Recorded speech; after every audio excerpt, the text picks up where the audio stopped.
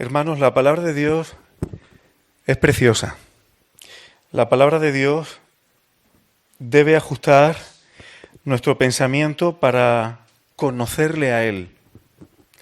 Es extraordinariamente peligroso cuando pensamos, especulamos, es que yo creo que si Dios es amor es así, y cada uno según su pensamiento de qué pueda ser Dios, especula y actúa conforme a su imagen.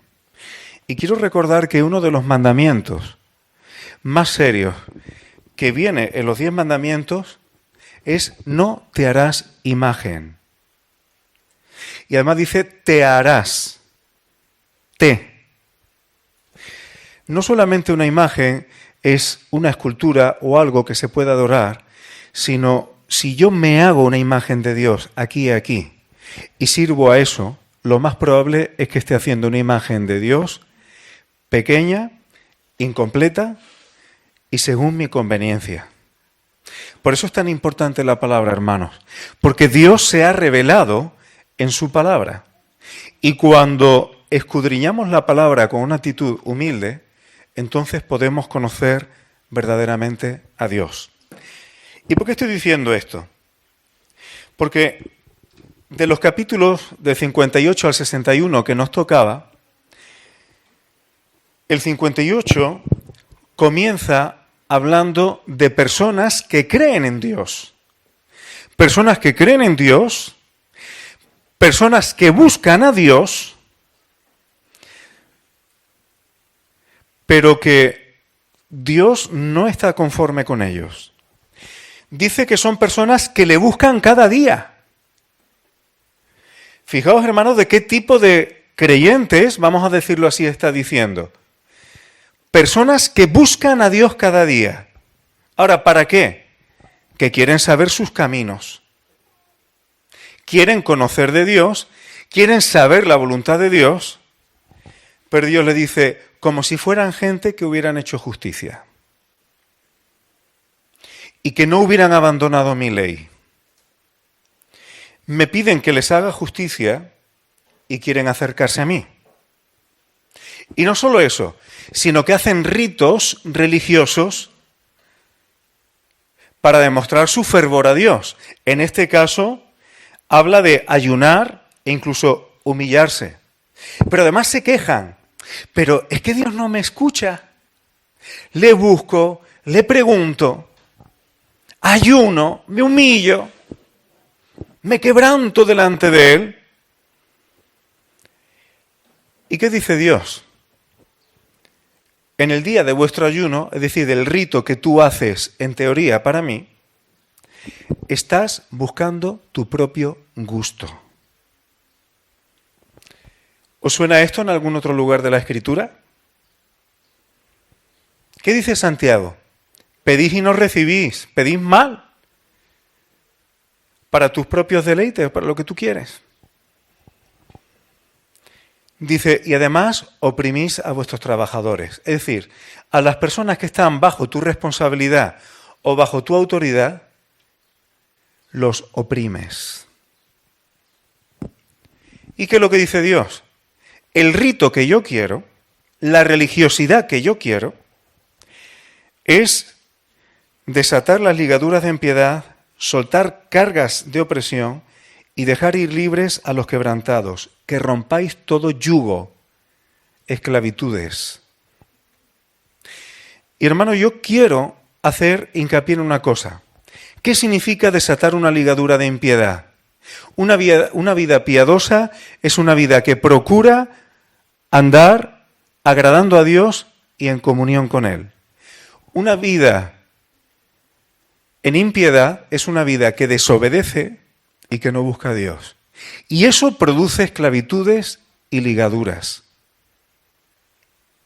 Lo que Dios pide de nosotros es que podamos, y yo creo que esto tiene dos vertientes, hermano, ayudar a personas que tienen ligaduras por desobedecer a Dios.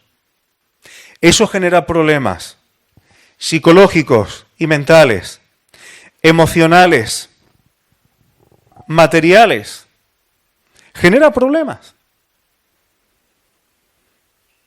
Si una persona está esclava, con ligaduras por haber desobedecido a Dios, si hay arrepentimiento en esa persona, si quiere huir de eso, debemos, en la medida de nuestras posibilidades, estar ahí.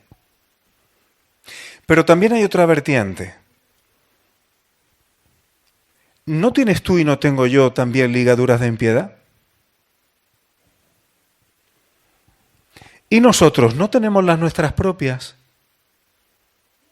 Si yo no quiero soltarme de las ataduras que tengo por mi propia carne, yo mismo estoy quedando preso y estoy bajo el yugo. Porque Dios ha dejado muy claro que desde el principio de las Escrituras, y esto no es un tema de salvación, es un tema de vivir, del día a día, que obedecerle bendice y desobedecerle te trae problemas. Y Dios te dice, anda en mis caminos porque esto hace que te vaya bien. Pero sabiendo que somos carne, que somos débiles, no hay nadie que no tenga cierta ligadura, mayor o menor, porque muchas veces vamos a lo nuestro y buscamos nuestro propio gusto. Nos conocerá Dios. Así que lo que Dios pide es que aprendamos a desatar ligaduras y yugos de las personas que están en esclavitud, pero también las nuestras propias. Porque si no estaré, como lo que dice el Señor, pendiente de la paja en el ojo ajeno y no estoy siendo consciente de la viga en el mío. Y esto es importante, hermano. Hay una debilidad psicológica que tenemos. Hay personas que tienen ligaduras muy grandes en ellos mismos y la forma de querer compensar para no meterle mano seriamente a sus propias ataduras es volcarse mucho en ayudar a los demás. Pensemos esto bien. A veces nos volcamos mucho en los demás e incluso en la iglesia, pero lo que estamos haciendo es hacer eso para no mirar nuestras propias ligaduras y nuestras propias ataduras. Y es importante porque el Señor pide eso. Luego dice que partas tu pan con el hambriento. Y ahora yo pregunto, ¿qué pan es el que hay que partir con el hambriento? El tuyo. Es muy fácil partir el pan de los demás o de organizaciones eclesiales o paraeclesiales o de cualquier otro tipo de ONG con los demás. Pero aquí el Señor dice el tuyo, porque eso es lo que pone a prueba en mi corazón. Es muy bonito querer el bien de los demás con los bienes de los demás. Pero hay un crecimiento verdadero en el corazón de una persona cuando es algo que me está costando directamente a mí. Y eso el Señor lo ve. Eso el Señor lo ve. Y fijaos lo que dice el versículo 8. Entonces nacerá tu luz como el alba. ¿Cómo es la senda del justo según Proverbios? Como la luz de la aurora, que aumenta hasta que el día es perfecto. Hermano, ¿nos habéis preguntado por qué a veces hay personas que son creyentes y se tiran 30 años o más yendo a una iglesia y siguen siendo exactamente igual? ¿No dice la Escritura que la senda del justo es como la luz de la aurora? ¿No está hablando aquí de nacer la luz como el alba? ¿Y qué pasa cuando nace la luz al alba? ¿Que va a más? Así debería ser y debe ser nuestra vida como justos, no como santurrones, sino como declarados justos por la sangre de Cristo. Que nuestro vivir en Él sea un avanzar en justicia. Algunos piensan que uno avanza delante de Dios cuanto más experiencias sobrenaturales tiene. Uno avanza delante de Dios y en madurez delante de Él cuanto más justicia de Dios practica. Y eso debe ir a más. Cuando conseguimos eso, hermanos, cuando vamos desatando ligaduras de los demás, pero también las nuestras, cuando vamos atendiendo la mano del menesteroso, Esa fue la maldad, según Jeremías, de Sodoma y Gomorra. Abundancia de ociosidad y no atender la mano del menesteroso. Tenía abundancia de pan, abundancia de ociosidad y no estaba pendiente de quien verdaderamente estaba en necesidad. Es tan fácil, pero la luz debe ir en aumento. Y aquí voy a subrayar un detalle, hermanos, y os pido que no se os olvide. Nacerá tu luz como el alba. En este contexto, ¿qué es la luz? Conocimiento de Dios, relación con Dios y justicia de Dios vista. Porque la luz se ve. La luz es algo que se ve.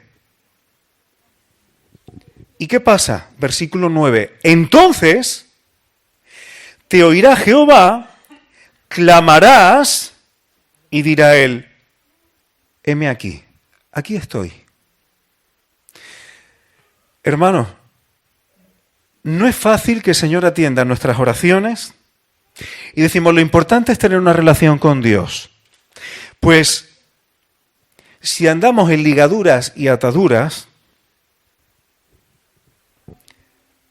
entonces nuestra relación con Dios está alterada.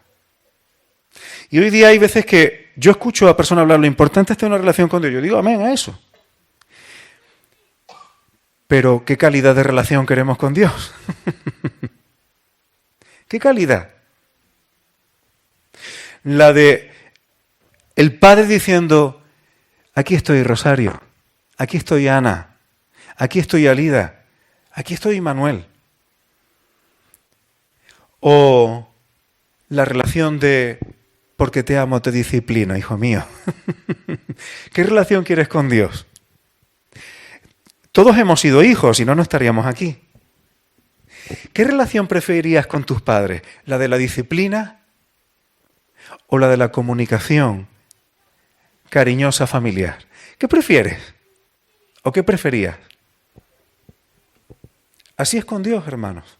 Así es con Dios. Luego Isaías 58 pasa, voy a ir un poco más rápido, a hablar del día de reposo. Ya comentamos el fin de semana pasado, el día de reposo era un tiempo específico señalado por Dios para consagrárselo a Él.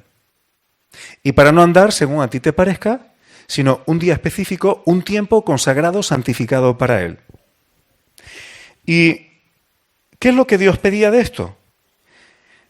Que te retrajeras de hacer tu voluntad en ese tiempo, deleitarte en ese tiempo, que no andes en tus propios caminos, porque ya tienes más tiempo para ti, que no busques tu voluntad en ese tiempo, ni que sea un tiempo para hablar tus propias palabras. Si no hablas tus propias palabras, ¿qué palabras vas a hablar? Las de Dios. Y hermano, esto es importante. A veces somos tan espirituales, bueno, no es espiritualidad real, espiritualoides, vamos a decir, que no somos ni realistas ni prácticos. Yo he escuchado gente decir, todo mi tiempo es del Señor.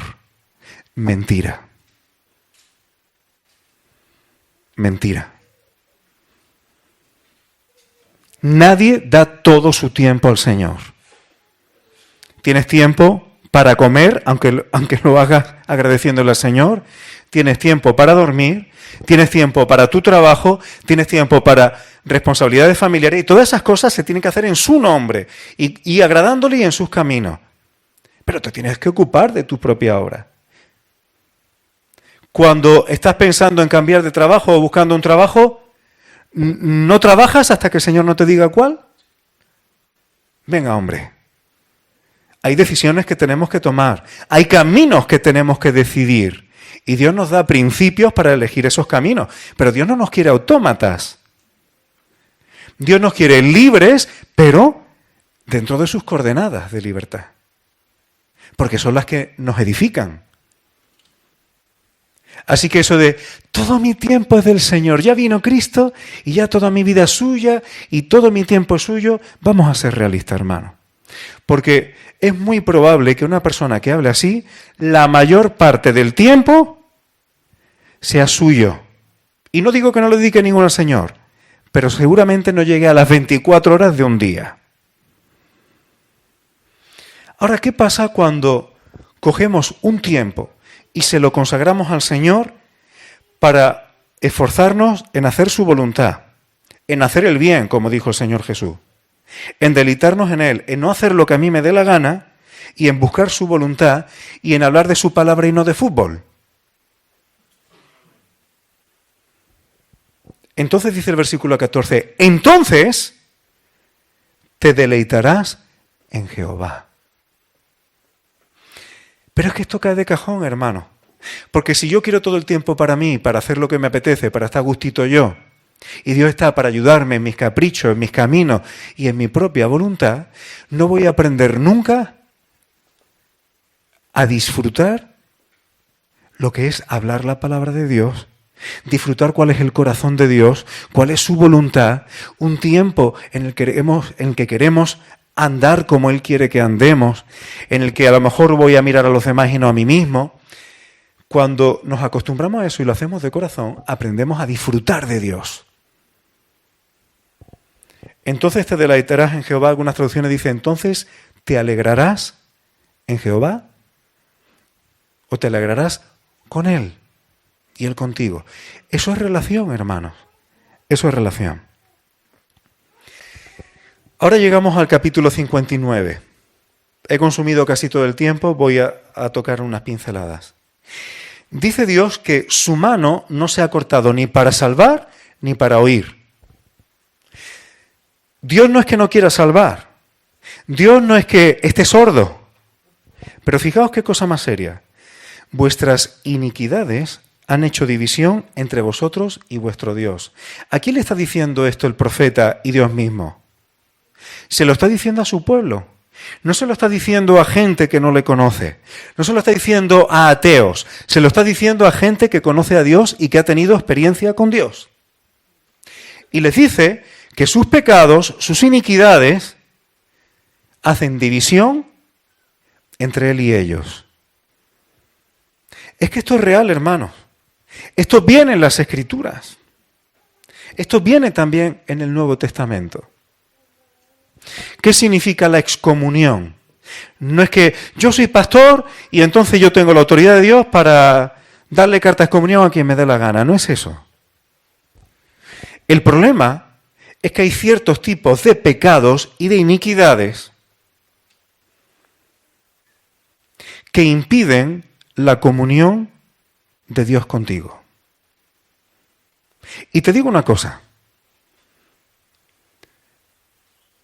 Si decimos que lo importante con Dios es una relación y tú realmente buscas a Dios, lo que más debes temer es algún tipo de comportamiento, de conducta o de injusticia que haga que Dios no quiera tener comunión contigo hasta que eso nos arregle. Y esto suena duro, hermanos, pero es que es real. Y digo real porque lo dice la Escritura. O me dedico a decir, haz lo que tú quieras, que Dios te ama tanto que eres lo más bonito para Él. Si yo te digo eso, te miento. Si yo te digo eso, estoy siguiendo a un Dios conforme a mi propia imagen, que yo me lo he creado. Y líbranos el Señor de hacernos imágenes de un Dios como nosotros quisiéramos. Es mejor que el barco vaya al puerto que no traer el puerto al barco, ¿verdad? Y fijaos, Dios está diciendo, conciben maldades, dan a luz iniquidad. Es decir, es una maldad que ya tiene que venir premeditada, ya viene de dentro. No es como cuando en un momento dado uno salta y tiene una palabra áspera con alguien. No, son maldades que vienen de un corazón ya pervertido, de un corazón que ya tiene mucha contaminación. Y de ahí viene este tipo de iniquidades. Es más, hermano, os sugiero que penséis lo siguiente. Los pecados que en la ley estaban castigados con la muerte, es muy difícil cometerlos sin que uno ponga su voluntad en ellos. Lo vuelvo a repetir. Los pecados que estaban castigados con la muerte, es muy difícil cometerlos si uno no decide cometerlos. no son pecados involuntarios. Son pecados donde uno tiene que tomar la decisión de llevarlos a cabo. Y eso hace división entre Dios y quien los comete. Pero es que la sangre de Cristo no nos limpia, claro que sí, cuando hay arrepentimiento. Pero el arrepentimiento no es, Señor, ya no quiero más consecuencias. El arrepentimiento es, Señor, esto es abominable para ti, me vuelvo a ti y dejo atrás todo eso, como de la carne, queda crucificado y quiero andar en ti. Entonces es el momento de venir a Dios para caminar, para buscarle, pero no antes. Una de las consecuencias cuando hay iniquidades por medio que impiden nuestra comunión con Dios, lo dice en el versículo 9 y 10. Pero me interesa la del 10. Dice, palpamos la pared como ciegos y andamos a tientas como sin ojos. Hermano, eso es no tener luz de Dios. Eso es no tener visión de Dios. Esta es una de las consecuencias del pecado que a mí más me preocupan personalmente. Porque uno puede tener división con Dios por pecados, pero estás andando ciego y a lo mejor hasta te crees que vas bien. Esto es un tipo de maldición que los judíos en hebreo llaman ahor. Es falta de discernimiento o de visión o de entendimiento en las Escrituras. Cuando hay pecados que no se resuelven, hermano, y que siguen siendo ligaduras de impiedad, es muy difícil tener discernimiento de las Escrituras, tener un discernimiento fresco de la voluntad de Dios, y es difícil incluso tomar decisiones en tu vida y que sean sabias. Te vas a encontrar, como dice ahí, palpando la pared como ciegos, andando a tientas como sin ojos. ¿A quién le pasó que perdió sus ojos y se dedicó a dar vueltas a lo mismo a causa de sus pecados? ¿Recordáis quién? Sansón. Pues aquí está diciendo algo parecido. Andamos a tientas como sin ojos. Y otra de las cosas más serias, hermano, versículo 15, y la verdad fue detenida. ¿Qué dice el versículo que tenemos aquí en el púlpito? Juan 17. Tu palabra es verdad. Hermanos, la palabra de Dios se detiene cuando hay pecados de por medio, aunque se abra la Biblia.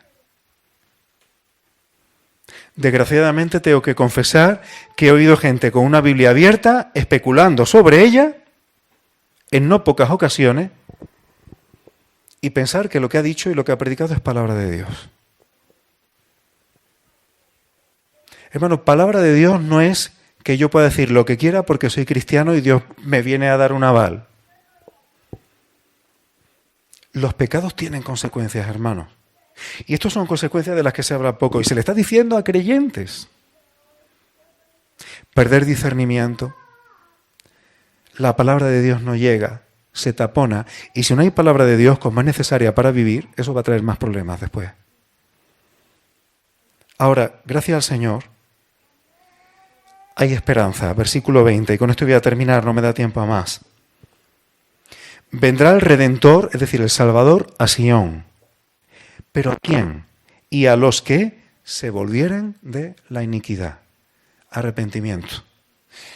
Hermano, hay personas que son más susceptibles que la princesita de la habichuela. Que bajo 14 colchones había una habichuelita y le molestaba en la espalda. Hay personas que tú predicas esto que está diciendo la Escritura y dirás, ¿me estás llamando pecador? Yo lo soy y tú no. Mientras yo tenga esta carne, esa posibilidad de pecar va a estar ahí. Otra cosa es que he sido declarado justo delante de Dios.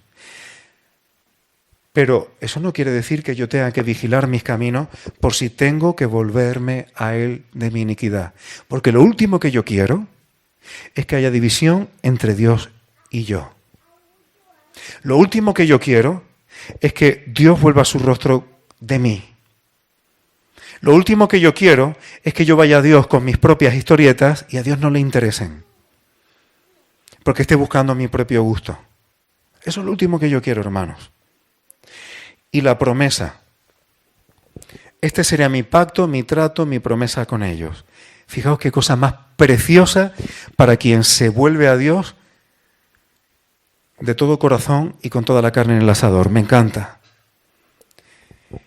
Mis palabras que puse en tu boca no faltarán de tu boca, ni de la boca de tus hijos, ni de la boca de los hijos de tus hijos.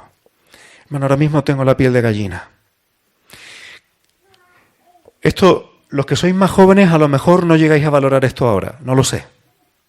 Pero cuando ya uno va cumpliendo unos años, te puedo asegurar que si Dios te promete que su palabra no falte de tu boca, que no falte de la boca de tus hijos y que no falte de la boca de tus nietos, cuando uno ya tiene una edad, te puedo asegurar que esta es de las cosas más bonitas que te puedan pasar en la vida.